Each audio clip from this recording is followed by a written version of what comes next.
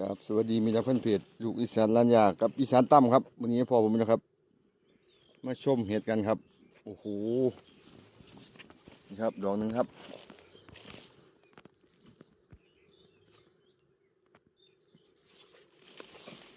เบิ่งอีกครับ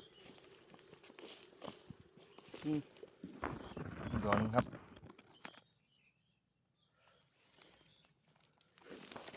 นี่ดอกหนึงครับ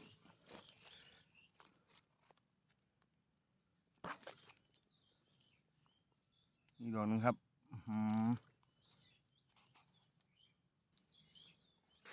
นี่ดอกหนึงครับ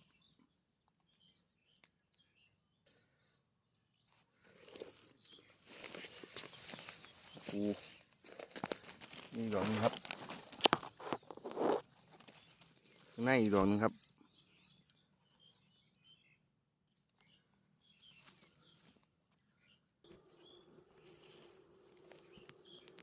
นี่ดอกหนึงครับ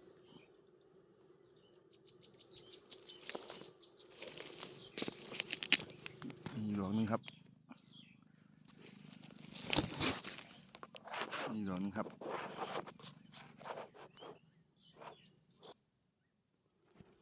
นี่ดอกหนึงครับ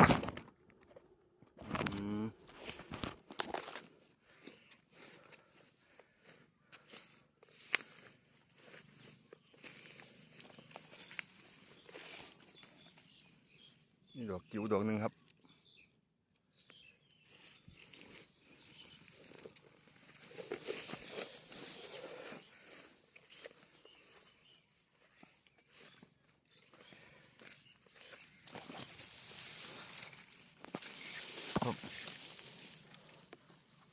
นี่ดอกหนึ่ง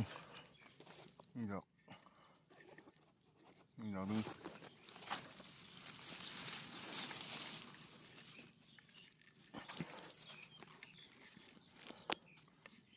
นี่ดอกหนึ่งมาเก็บกันครับวันนี้